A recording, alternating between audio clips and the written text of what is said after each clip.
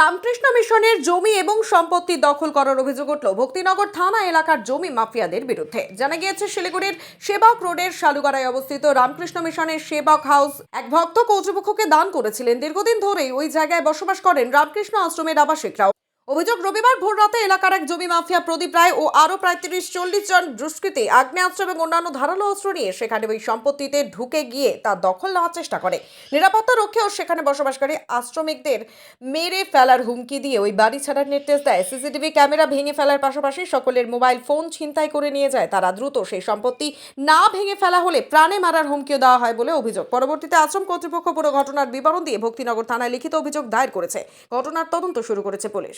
যে কোনো পলিটিক্সের ব্যাপার নেই, এই সব ইরিটেটিং কথাবার্তা। আমি 2-3 দিন ছিলাম না, শহরের বাইরে ছিলাম এবং ডিপার্টমেন্টাল মিটিং করতেই গেছিলাম, কোনো ঘুরতে যাইনি।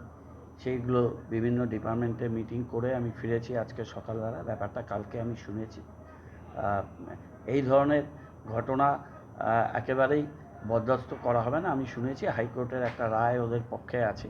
আমি ডিটেল ব্যাপারটা নিয়ে শ্রম কর্তৃপক্ষের সাথে ডেফিনেটলি কথা বলবো। আমি তাদের সমস্ত ডিটেল বিষয়গুলো নিয়েছি, জেনেছি এবং এই বিষয়ে আমাদের সরকারের এবং মাননীয় মুখ্যমন্ত্রী মমতা বন্দ্যোপাধ্যায়ের নীতি একেবারেই স্পষ্ট। বহুবার বহু ক্ষেত্রে তিনি বলেছেন যে একেবারে যুক্তিসঙ্গতভাবে আইনকে গ্রাউন্ডে নিয়ে যেতে হবে এবং প্রতিষ্ঠিত করতে হবে।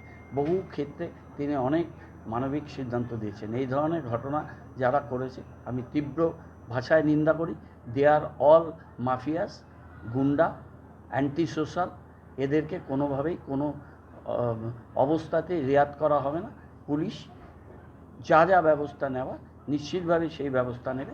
যার যার সাথে যেখানে যে পর্যায়ে কথা বলার দরকার তাদের সাথে সেই পর্যায়ে নিশ্চিতভাবেই আমি কথাটা বলবো। ঘটনার ডিটেল আমি নিচ্ছি, নিয়ে আমি যেখানে যেখানে কথা বলার আমার যা যা অবজারভেশন আমি সমস্ত জায়গাতেই জানি। আমি ওসব বিজেপি কী বলছে না বলছে জানি না। বিজেপি সব নিয়ে ঘন্টা বাজাতে বলুন। I am not answerable two BJP. এটা আপনি প্লিজ বিজেপির সাথে কথা বলুন। আমার কাছে যদি কোনো বিষয় জানতে আসেন আমার ওপিনিয়নটা নিয়ে যান। আমি বিজেপির কথার কোনো উত্তর দিতে পারবো না, কোনো কথার কে আমি কোনো গ্রাহ্য করব না। আমাদের গভর্নমেন্টের নীতি, আমি এখানে পুর নিগম পরিচালনার দায়িত্বে আছি এবং সেখানে মানুষের স্বার্থে আমাদের কাজ করতে হবে। এটা অ্যান্টি সোশ্যালদের কাজ, এটা ইলিগাল কাজ। এটার সাথে কোনো রাজনীতির গন্ধ বর্ণ এটা যারা মেলায় তারা সবসময় এই এই এই এই এই এই এই এই ধরনের বিষয়গুলো তারা করতে থাকেন। আমরা আমাদের যা পদক্ষেপ নেওয়ার আমরা সেটা পুলিশ এবং প্রশাসন নিশ্চিতভাবেই নেবে। অত্যন্ত লজ্জার বিষয়, একদিকে মাননীয় মুখ্যমন্ত্রী তিনি রামকৃষ্ণ মিশন, ভারত সেবাশ্রম সংঘ, ইসকনদের মতন প্রতিষ্ঠানকে অপমান করবেন, বঙ্গীয় ইমামদেরকে দিয়ে তৃণমূল কংগ্রেসের ভোট ভিক্ষা করবেন, আর তৃণমূল কংগ্রেসের দুষ্কৃতীরা রামকৃষ্ণ মিশনের সন্ন্যাসীদের বন্দুক বা আগ্নেয়াস্ত্র দেখিয়ে তাদেরকে খুন করবার হুমকি দিবেন। এই জিনিস চলতে পারে না।